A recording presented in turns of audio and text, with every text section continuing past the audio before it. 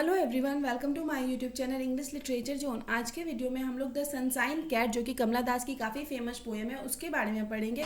तो वीडियो शुरू करते हैं। वीडियो जो है काफ़ी इजी लैंग्वेज में है। वीडियो के थ्रू अगर आपकी हेल्प होती है, वीडियो आपके सिलेबस का है, तो प्लीज़ आप लोग वीडियो को लाइक करना, चैनल को सब्सक्राइब करना और कमेंट करके बताना वीडियो आपको कैसा लगा।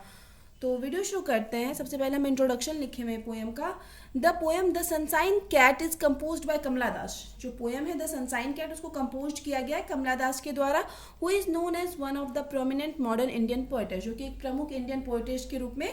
जानी जाती है। The poem first appeared in Kamala Das very first volume of poem which was entitle summer in Kolkata. मतलब जो कमला दास की पहली वॉल्यूम ऑफ पोएम्स थी ना, मतलब जिसमें ढेर सारा वॉल्यूम, मतलब ढेर सारा पोएम पब्लिश करवाया गया था कमला दास का एक साथ समर इन कोलकाता में, तो उसी में इस पोएम को द सनशाइन कैट को भी पहली बार पब्लिश करवाया गया। It was published in 1965। इसको पब्लिश करवाया गया 1965 में। This poem is wholly autobiographical and may also be considered as a confessional poem. यह पोएम जो है ना, पूरी तरह से एक ऑटोबायोग्राफिकल पोएम है। ऑटोबायोग्राफिकल पोएम क्या हो जाता है ना, जब कोई ऑथर या पोएट अब खुद की लाइफ के बारे में डिस्क्राइब करे, खुद की लाइफ के बारे में लिखे, तो वो उसका autobiographical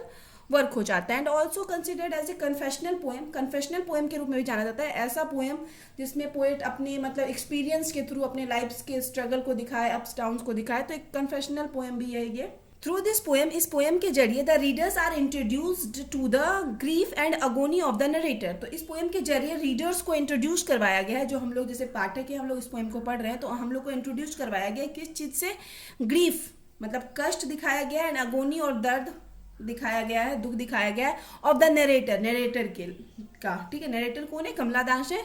the poem shows the difference between lust and love in a very convincing manner. जो पोएम है ना, एक तरह से डिफरेंस, एक अंतर को दिखाती है किस चीज़ के बीच में? लस्ट क्या हो जाता है ना, मतलब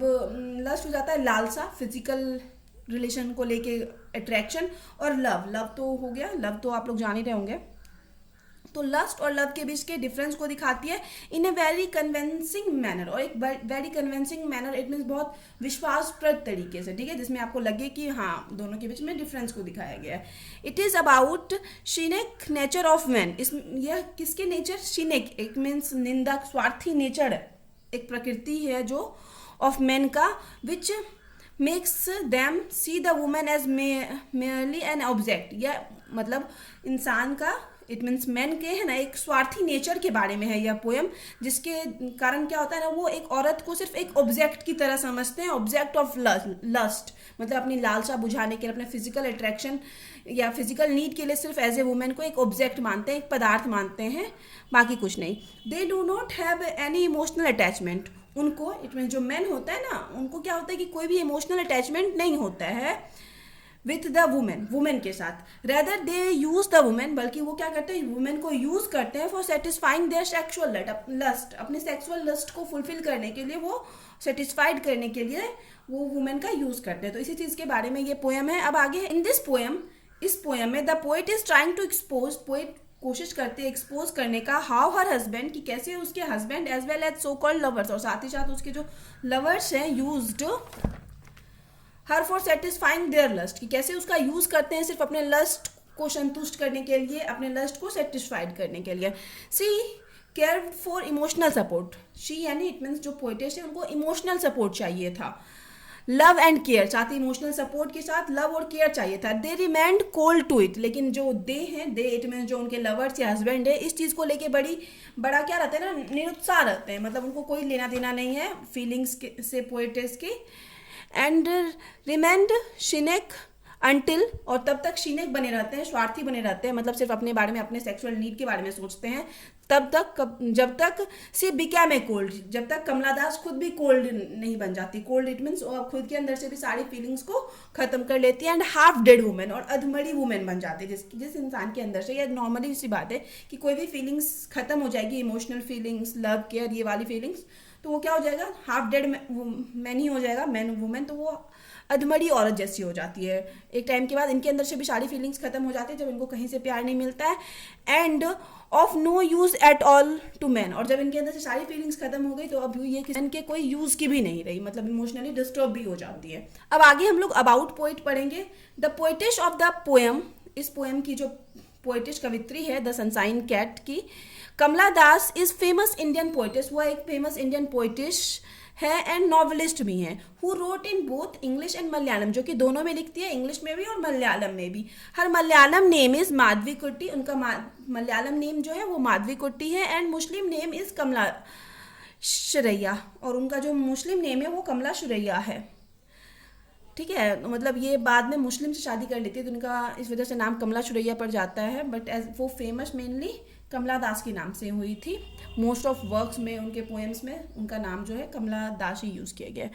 हर works have been translated into many languages, उनके वर्क्स को ढेर सारा पोएम लिख रखी है तो ढेर सारे लैंग्वेज में ट्रांसलेट किया गया, सच है जैसे कि फ्रेंच में, स्पेनिश में, रशिया में, जर्मन में, जापानीज में। अब आगे है the theme of her poetry, उनकी पोइट्री का जो थीम होता था, are love of lonely heart, एक अकेले हर्ट का जो मतलब जो फील करता है वो चीज़, उसका प्यार दिखाती थी, जुनून दिखाती थी, पैशन, लस्ट, लालसा, हंगर, लालच, हंगर, भूख, ग्रीड, लालच, इटीसी, ये सब चीज़ दिखाती थी अपने पोएम के through. Among her world famous poem included, उनके वर्ल्ड फेमस पोएम में शामिल है the invitation and introduction, the looking glass, my grandmother's house, और ये जो हम लोग अभी पढ़ रहे हैं द सनसाइन कैट, वो भी काफ़ी फेमस है। इसमें से हम 3 पे ऑलरेडी वीडियो अपलोड कर रखे हैं, इंट्रोडक्शन पे, द लुकिंग ग्लास पे, एंड माई मदर्स हाउस पे, एंड मैनी मोर्स, और भी ढेर सारे हैं। She was also short listed for the Nobel prize for her literature, और अपने साहित्य के लिए वो नोबेल प्राइज के लिए भी चुनी गई। अब आगे हम लोग पोएम के बारे में पढ़ते हैं, पोएम एक्सप्लेनेशन एंड एनालिसिस को देखते हैं। थ्रू दिस पोएम, इस पोएम के जरिए पोइटिस्ट डिस्प्लेज डिस्ट्रस्ट, पोइटिस्ट क्या दिखाती है ना, डिस्ट्रस्ट, एक अविश्वास को दिखाती है टुवर्ड्स द पीपुल, उन लोगों के प्रति, to him she turned for to help her, जिसके तरफ वो जाती हैं ताकि उनकी हेल्प हो पाए, but all they did was to use her, मतलब वो हर जगह जाती है, किसी भी जो भी इंसान के पास, अपने लवर्स के पास जाए या हस्बैंड के पास जाए, वो खुद के लिए जाती है कि उनको इमोशनल सपोर्ट मिल पाए, लेकिन क्या होता है, they did was to use her in the context of being kind to her, और वो लोग क्या करते हैं, मतलब उसका यूज़ करते हैं, पोइटिस्ट का यूज़ करते हैं, उनके प्रति काइंड होने का दावा करते हैं कि वो हाँ उनके लिए काइंड है, और उनका मतलब अपने सेक्सुअल नीड के लिए यूज़ करते हैं। हर हस्बैंड, उनके जो हस्बैंड है, who was indifferent to her feelings, जो कि मतलब उनके फीलिंग्स से अपरिचित है, मतलब उनको भी नहीं पता है, जो मतलब कमला दास के हस्बैंड है ना, उनको भी नहीं पता है अपनी वाइफ के भावनाओं के बारे में, अपने वाइफ की भावनाओं के प्रति उदासीन है। सी एडमिट्स, वह यह स्वीकार करती कि ही डिडंट अब्यूज हर, कि वह कभी उसको गाली नहीं दिया, मारपीट लड़ाई करना, गाली नहीं दिया, but C totally ignored her, लेकिन क्या किया, पूरी तरह से वो उनका पति उनको इग्नोर किया। When she need emotional support, जब उनको इमोशनल सपोर्ट चाहिए था, he was merely a watcher, और वह एक वॉचर की तरह था, एक दर्शक होता है ना देखने वाला, and seems to work out the things called marriage, और ऐसा प्रतीत हो रहा था कि जैसे उन लोग के बीच जो एक शादी वाला रिलेशन है ना, बस उसको कंटिन्यू रखने के लिए, by continuing the status quo, मतलब जो स्टेटस चला रहा है सोसाइटी में, तो उस चीज़ को कंटिन्यू रखने के लिए ये लोग साथ हैं ना, मतलब इन लोग के बीच इमोशनल कोई मतलब रिलेशन नहीं बचा हुआ है इमोशन से रिलेटेड। अब आगे सी कन्फेस दैट, वह यह भी स्वीकार करती है दैट ऑल दोज मैन, जितने भी आदमी थे, फ्रॉम हुम सी एक्सपेक्टेड लव, कि जिनसे भी वो एक्सेप्ट की थी कि उनको लव मिलेगा, use her to quench their sexual thrust, वो लोग क्या करते हैं, सब उनका यूज ही करते हैं सिर्फ अपने सेक्सुअल प्यास को बुझाने के लिए। She calls them the band of cynics, वो उनको क्या बुलाती है, एक गुच्छा बुलाती है स्वार्थियों का। The imagery of the description of hairs, और एक इमेज दिखाती है या फिर व्याख्या करती है हेयर्स का, on the men's chest, man के चेस्ट पे, मतलब पोएम में ये व्याख्या करती है कि मैन के चेस्ट पे हेयर का, एंड इट्स स्मेल, और उसके स्मेल के बारे में। So the sexual relationship with those man, जिससे मतलब ये चीज़ क्लियर हो जाता है कि उनका मतलब सेक्सुअल रिलेशनशिप बना था उन सारे आदमियों के साथ। Soon she becomes to know about their fake promises, और जल्दी सेक्सुअल रिलेशनशिप बना, और फिर जल्दी क्या होता है, इनको पता चल जाता है पोइटिस्ट को उनके फेक प्रोमिसेस के बारे में, टू लवर, कि उनको वो लोग प्यार करते हैं। They take a U turn, वे लोग क्या करते हैं, मतलब दावा तो कर देते हैं स्टार्टिंग में प्यार करते हैं, और जब सेक्सुअल रिलेशनशिप बन जाता है तो वो लोग जो उनके लवर्स थे वो एक यू टर्न ले लेते हैं, मतलब मुड़ जाते हैं, एंड टेल्स हर, और उसको बोलते हैं दैट दे कांट लवर, कि वे लोग उसको प्यार नहीं कर सकते, but they can be kind to her, but उसके लिए काइंड है, दयालु है, इट मीन्स प्यार नहीं करते बट काइंड है उनके लिए। हर yearning फॉर लव, और उसकी इट मीन जो पोइटिस की जो yearning इट मीन तरफ है लव के लिए, प्यार के लिए, leads her to be interest in several illicit relationship, और इसी वजह से जो तड़प है उनके अंदर प्यार की, तो मतलब एक लालसा है कि उनको प्यार मिलेगा कहीं से, तो उस इसी वजह से वो क्या करती है ना, ढेर सारा अवैध रिलेशनशिप में पड़ जाती है, मतलब लवर्स ढूंढती है, शादी के बाद भी उनसे अफेयर कर लेती है, relationship that didn't help but exasperate her loneliness and distrust, जो कि उसकी हेल्प नहीं करता, मतलब वो रिलेशनशिप तो बहुत सारी के साथ बना लेती है, लेकिन इस लोभ में कि उसको प्यार कहीं मिल जाएगा, लेकिन इन सब चीज़ के थ्रू उनका हेल्प नहीं होता, बल्कि क्या हो जाता है उनका और बढ़ जाता है लोनलीनेस, अकेलापन, और डिस्ट्रस्ट और विश्वास जो है ना वो मतलब मैन के प्रति वो चीज़ और बढ़ जाता है। अब आगे है, kindness is also shown by her husband, मतलब जो काइंडनेस इनका लवर इनको दिखाना चाह रहा है, हम जो यहाँ पे मेंशन किए थे, वो काइंडनेस तो इनका हस्बैंड भी इनसे दिखाता है as well, hence their kindness is not something which Kamala Das needs, और उनका काइंडनेस मतलब ये नहीं है कि कमला दास को अपने हस्बैंड से या फिर जो उनके लवर्स से है एक दयालुता चाहिए, moreover their kindness reflects that they are just like her husband, और उनका जो काइंडनेस है मतलब इट मीन्स जो उनके लवर्स का भी जो काइंडनेस है, दयालुता है, ये चीज़ क्लियर कर देता है कि ये सारे बस उसके हस्बैंड के तरह ही हैं, ये सारे जो भी उनके लवर्स हैं। अब आगे है, they drove her insane and all her relationship and with her being, वे लोग क्या करते हैं उसको एक मतलब पागल सा सिचुएशन में लाके छोड़ देते हैं, एंड ऑल हर रिलेशनशिप, और उनका जितना भी रिलेशनशिप था इंस विथ इस चीज़ के साथ ख़त्म होता है, her being left weeping on the bed, कि मतलब वो बेड पे अकेले बैठ के रो रही है, इस चीज़ के साथ उनका सारा रिलेशनशिप खत्म होता है। सी लॉस्ट हर स्लीप, वो अपना नींद खो चुकी है, he wants to escape from her agony, वह चाहती है कि उसका जो एक कष्ट चला रहा है ना उससे उसको स्केप मिले, मतलब वो चीज़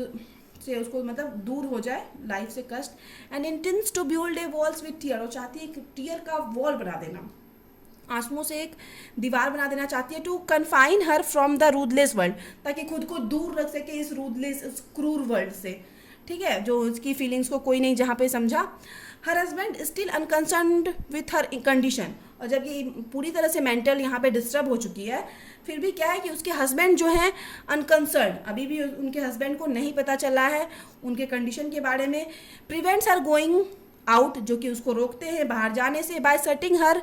इन हर रूम, उसको एक रूम में बंद कर देते हैं, where books are only companion, जहाँ पे उनका सिर्फ एक ही साथी था जो कि बुक्स था, द ओनली आउटसाइड साइट, और एक जो बाहर से कुछ जो दृश्य आ रहा था, she gets is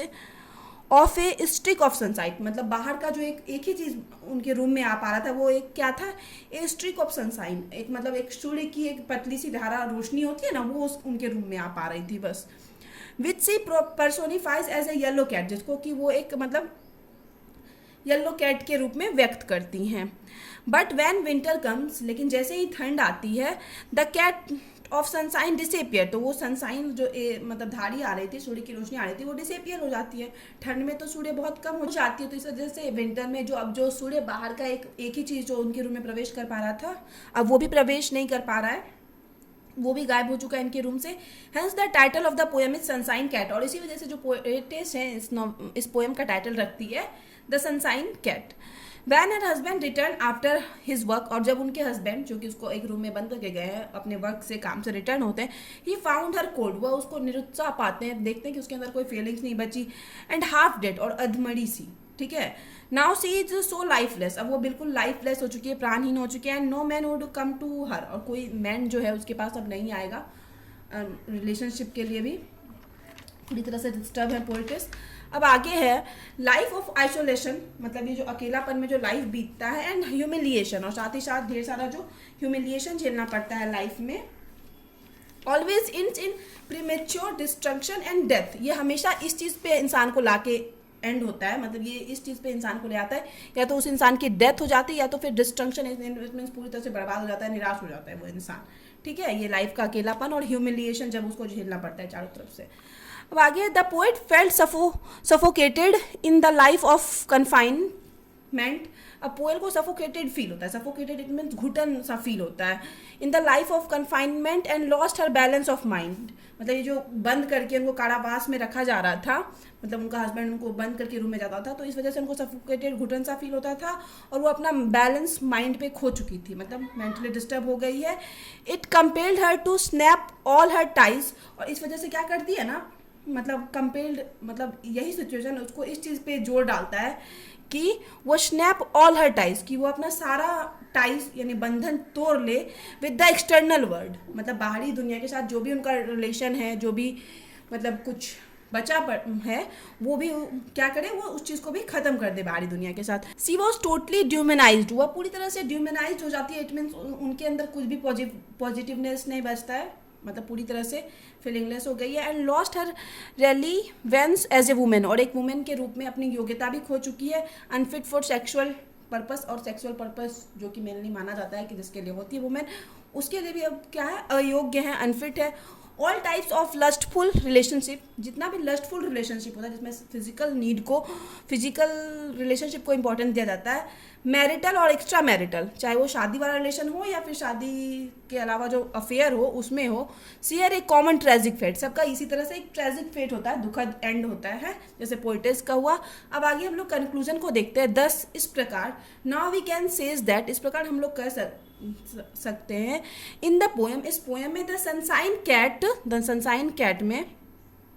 the poetess mentions the pathos of women, women के पैथोस, मतलब वुमेन के पैथोस इट मीन्स